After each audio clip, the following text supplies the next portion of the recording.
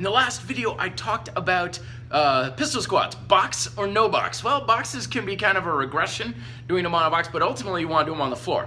And one of the big reasons for this is proper hip engagement, hamstring engagement, which allows you to squat really nice and deep. And this is one of the reasons too why we have so much knee pain these days. People are like, squats hurt the knees, lunges hurt the knees, pistol squats hurt the knees. I used to get pain in my knees from pistol squats because I didn't know what I was doing. It's not the pistol squat that's the problem. It's the programming of the person doing the pistol squat, because otherwise, if you know what you're doing, they're perfectly safe as walking. Here's the big thing that really turned it around for me. It's the action of your glutes and your hamstrings.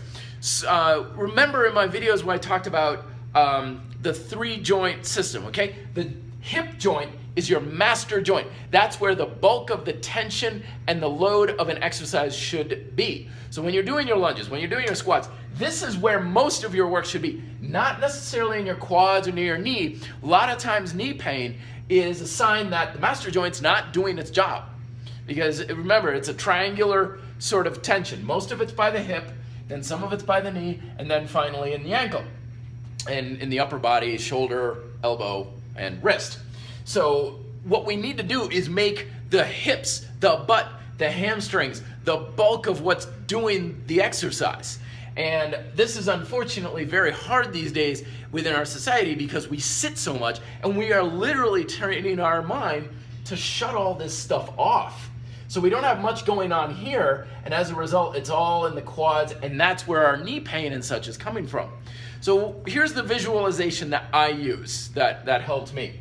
You got your glutes and you got your hamstrings, okay? Your glutes are, they both are hip extenders. They both take this joint and bring it together.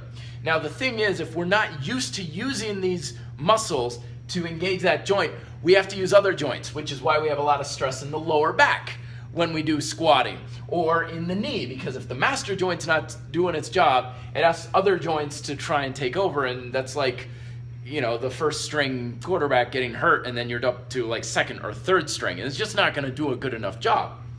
So when I squat down and get down low, I literally imagine in my mind, my glutes and my hamstrings are coming apart. The pelvis is rotating like this, and I'm literally creating like a gap between, and my body is falling down between the gap created between my glutes and my hamstrings. And then when I come back up, glutes and hamstrings are coming together and lifting me straight on up. A good way to kind of practice this is with the body weight deadlift. Just wrap your hands around your back and bend forward at your hips, not your lower back. When you're doing this, what's going to end up happening is if your hands are together, your arms are together, if your arms spread apart, that means you've got too much action in the lumbar spine.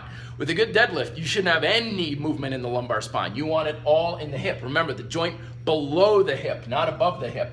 So practice this and visualize it. See it in your head. It's like tectonic plates coming apart. You got your butt muscles, you got your hamstrings, and they pull apart, and then they come together to push you up. And then they pull apart when you come down and push on up. Practice this many times, every single day, and see it and practice it in your squats. Practice your squats every single day. The best way I know of to get this, repetition, repetition, repetition. It's not 3 sets of 10, 2 or 3 times a week. It's 200 to 300 repetitions every day, because that's going to get this loosened up and working as it should. And then you're gonna be able to get deeper, your butt's gonna get much stronger and toned as well, your hamstrings are gonna look great, there's much less stress in your lower back, less stress on your knee, and funky enough, once the master joint is doing its job, all the other muscles just fall right into place. The quads work as they should, the calves work as they should, the anterior tibialis, everything just works.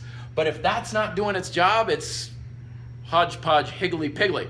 So let me know if you have questions down below, and be fit, live free.